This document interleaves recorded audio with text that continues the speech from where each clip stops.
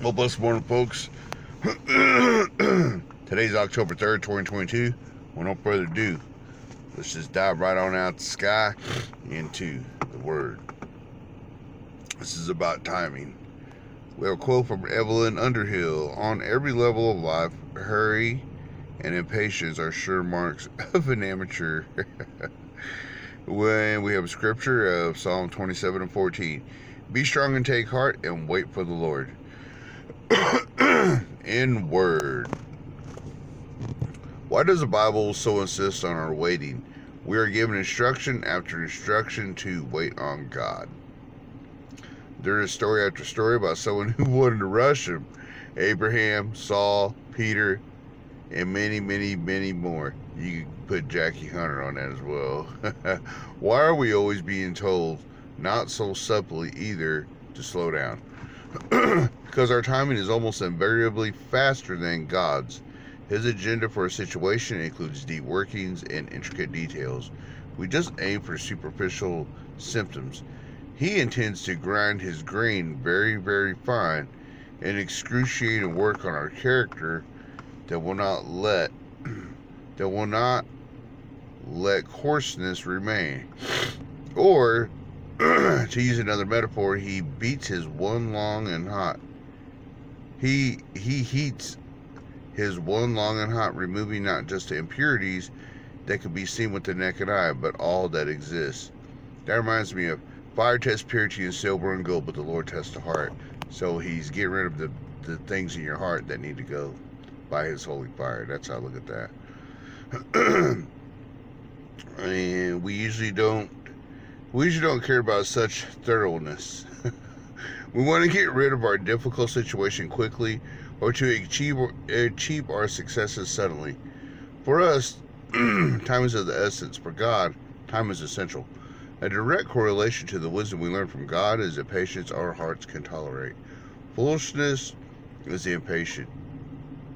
Wisdom knows the God who redeems us and can look patiently with hope toward his deliverance and his victory. We don't have to know how things will turn out. We know the God who is sovereign over all things. Sovereign, that's a big word. Look it up. You don't know what it means. Sovereign goes hand in hand with being King of Kings and Lord of Lords. Indeed, the conclusion.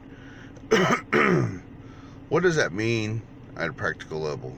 It means that answers to prayers often seem delayed in our own minds, but are decisive in God's.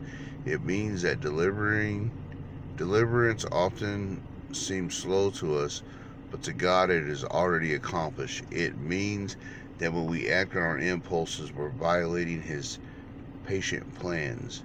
It means that when our blood pressure is rising and our palms are sweating, God's voice is always saying, be still, settle down. I am on my throne. Can you hear him? If you're in a rush, probably not. But how many times was Jesus in a rush? Wow, I never thought about that. He was sleeping on the boat, y'all, when the storm come up. And how often does the word describe God as panicked? How many people who have invested their lives in him have been let down in the end? Wait, relax, wait, be strong, and take heart. Wow, there's so many things that come to mind reading that. I'm glad I just read this. Monday, the start of a new work week, start of a new week, and timing. I look at it this way. Here's one of the things I was reading this that came into my mind. My mom crossed the stars in 1980 when I was 10 years old. I didn't really know what was up. I was mall brain. I had a bird brain. And her last request was for my Aunt Betty in High Ridge, Missouri. My Aunt Betty Thomas and my Uncle Cecil Thomas to raise me up after she crosses the stars. She knew that she was going to go, even though my aunt had great faith in her healing. My mom knew. She gave her heart to the Lord. Aunt Betty has a beautiful, wonderful story about this. So I have joy knowing where my mom went. So I get raised up by my Aunt Betty. And I started drinking beer when I was 14, started smoking weed and smoking cigarettes.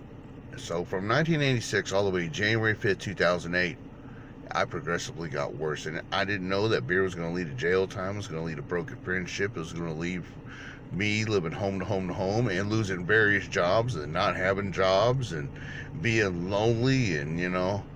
But January 5th, 2008, I got on my knees and I found love and I let go of, hey, I'm right over here, and I changed up.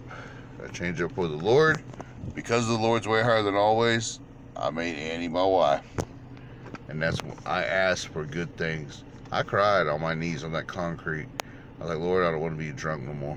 I don't want to do drugs no more. I don't want to be a fool. I want a good occupation. Wildland firefighting is good for now, but lead me to something consistent and give me something to do. And now, all these years later, I got something to do as the Lord's cross-bearer in Anadarko, Oklahoma. And as a widow, I did not know that my Moheha Windana, that Annie would be leaving us December 23rd. But I know where she went, and the timing was just right. I'll be reunited with her. But until then, my friends, be patient. Be patient. Bless your iron journey.